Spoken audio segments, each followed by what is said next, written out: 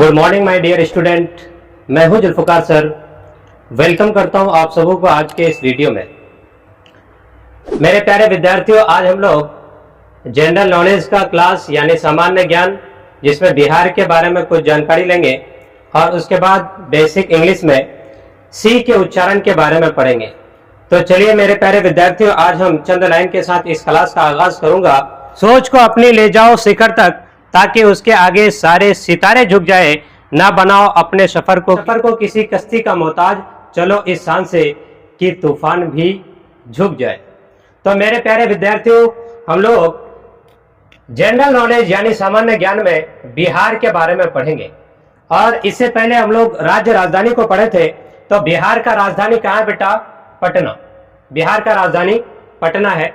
अब थोड़ा सा देखते हैं, बिहार के इतिहास को खंगालने का कोशिश करते हैं। तो यहाँ पे बात आई है 22 मार्च।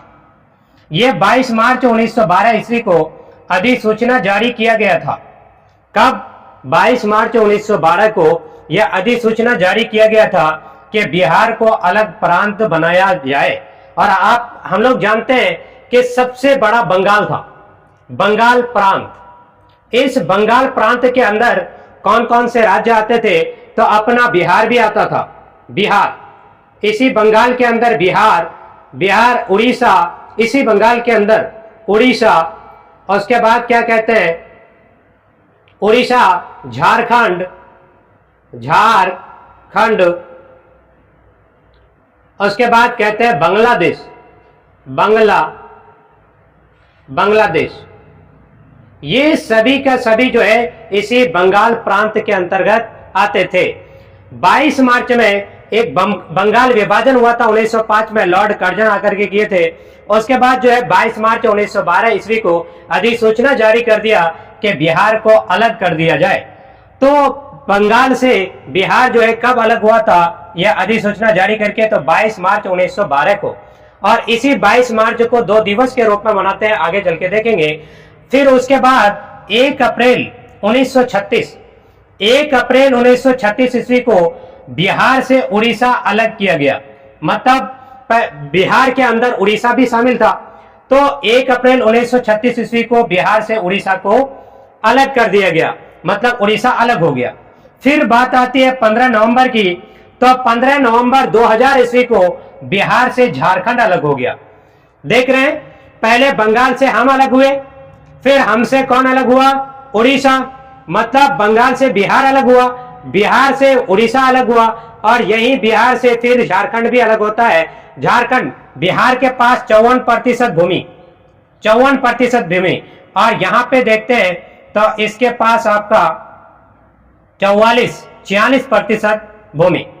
मतलब बिहार के पास 54% और झारखंड के पास 46% भूमि पड़ता है। ये 15 नवंबर 2000 ईस्वी को बिहार से झारखंड अलग हो गया।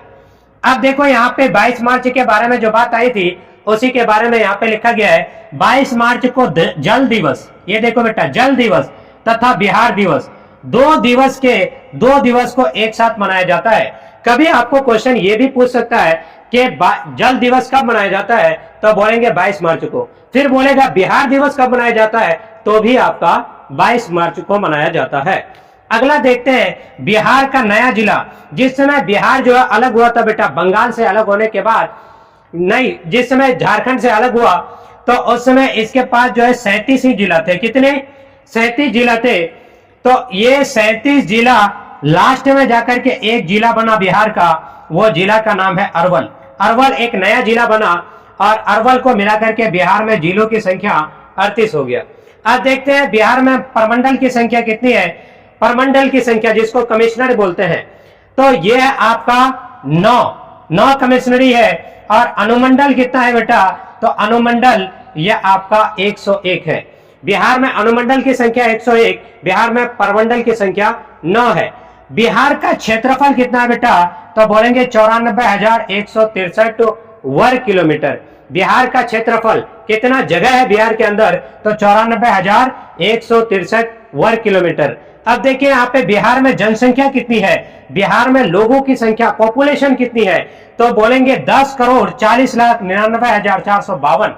बिहार में आबादी, लोगों की जनसंख्या कितनी है, बिहार में कितने लोग रहते हैं, तो बोलेंगे 10,40,99,452।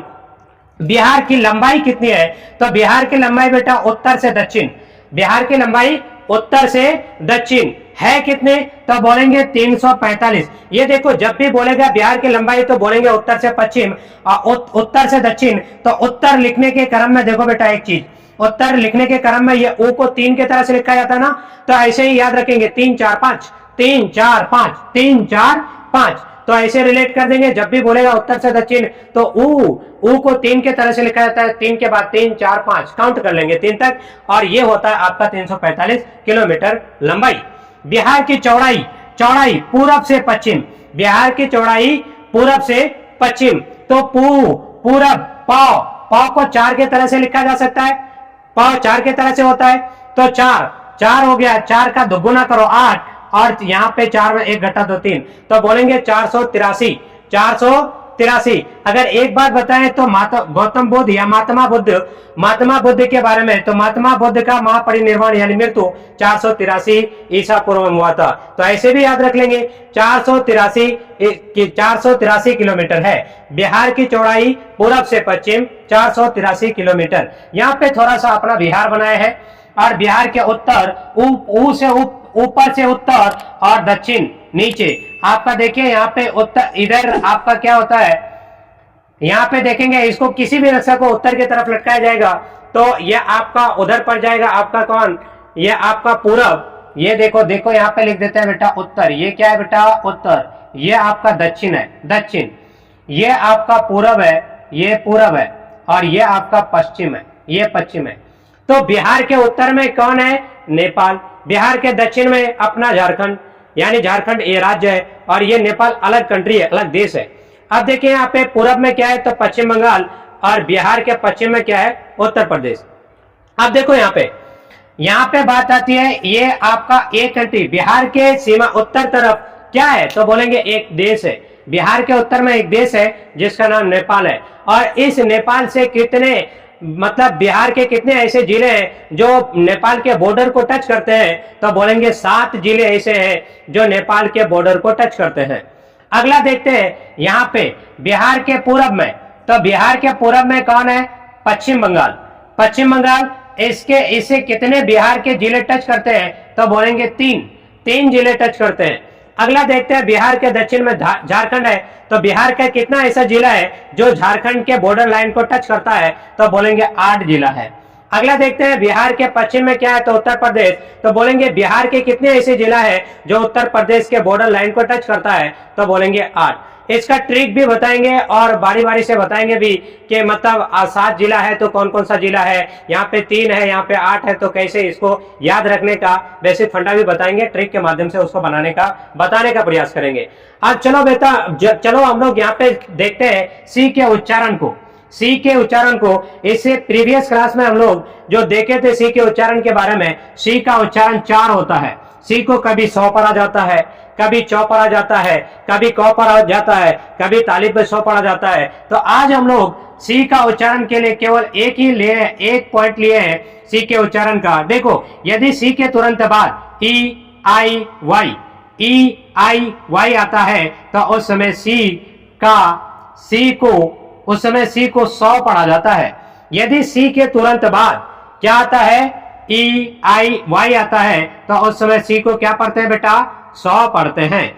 जैसे यहाँ पे देखेंगे BALANCE, देखो सी के तुरंत बाद क्या आ गया, ई आया क्या, देखो इन तीनों में से कोई भी आएगा तो उस समय सी का उच्चारण 100 होगा। देखो यहाँ पे इसको पढ़ा गया है 100, सी को क्या पढ़ा गया, 100 पढ़ा गया। इसको पढ़ेंगे बैलेंस, बैलेंस का मतलब होता है बेटा संतुलन।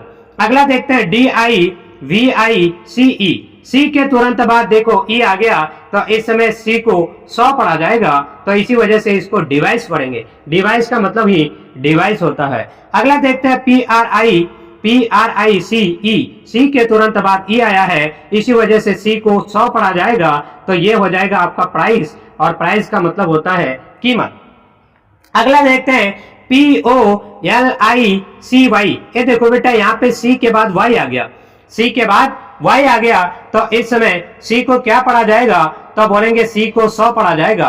तो ये आपका पॉलिसी होगा और पॉलिसी का मतलब नीति होता है। अगला देखते हैं यहाँ पे सी आई, देखो यहाँ पे सी के बाद तुरंत आई आ गया, तीन था ना, सी के तुरंत बाद अगर ई आता है तो भी सी को 100 पढ़ा जाएगा, आई आता है तो भी, और वाई आता है तो भी। तो देखो वाई भी आ गया, यहाँ पे आई आया, सी आई, तो सी को क्या पढ़ा जाएगा 100।